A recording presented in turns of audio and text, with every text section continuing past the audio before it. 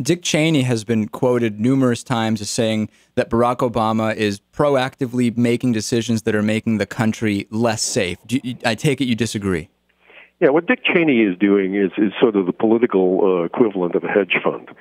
He's buying a bet that there will be a terrorist attack and in the United States, and if there is one, he wants it to benefit him and his party politically.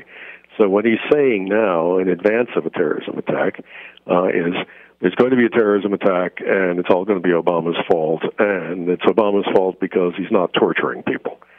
It's the most pandering, partisan, despicable kind of activity that any politician could engage in. And it takes a lot of imagination to connect all those dots preemptively, does it not? Yeah, well, it's sort of evil genius kind of imagination, yeah.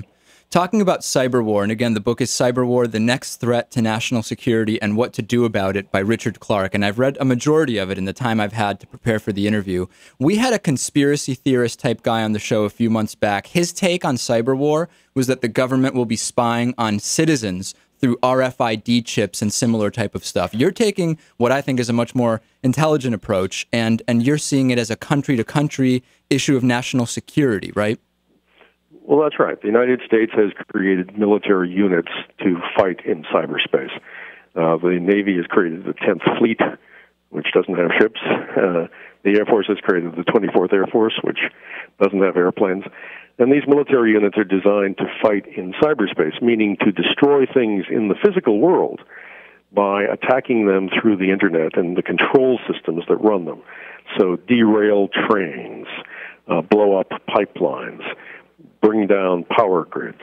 By getting at those things through the Internet and through the control systems that are networked, and everything is controlled through cyberspace these days. So when my friend says to me he's worried about someone stealing his credit card number through Facebook, you're talking about trains, you're talking about even the electrical grid possibly?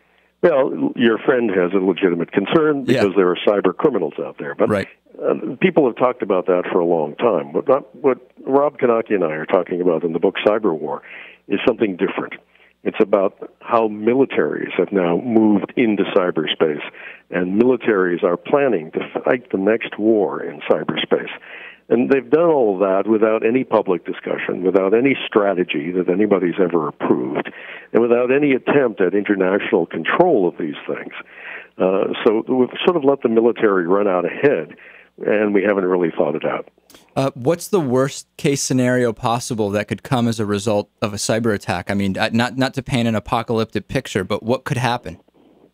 Well, I think the kinds of systems I mentioned are all things that could be destroyed or damaged. So there can be train derailments, there can be pipelines blown up, the electric power grids can be brought down, and not just brought down for a short period of time, but key components on the power grid could be damaged so that the power grid would be down for weeks.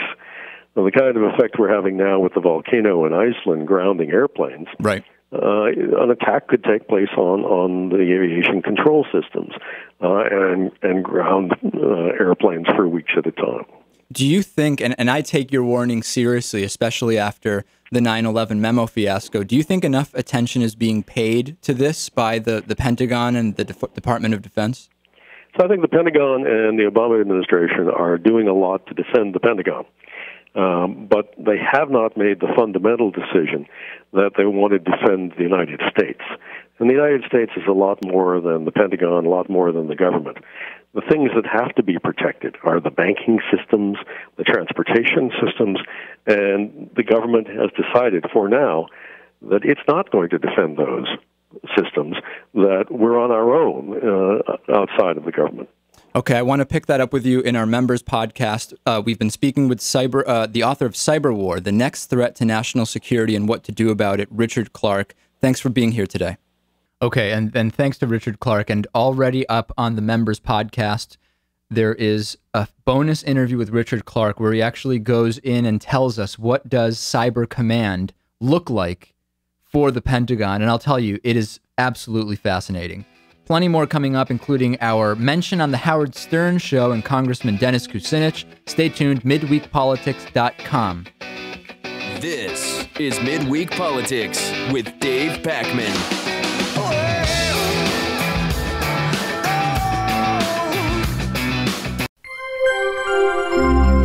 Midweek Politics is brought to you in part by Jackson & Connor, classically modern men's apparel in Northampton, Massachusetts on the second floor of Thorne's Marketplace, and by DIF Design, specializing in custom business websites at difdesign.com. To find out more about underwriting Midweek Politics, visit midweekpolitics.com.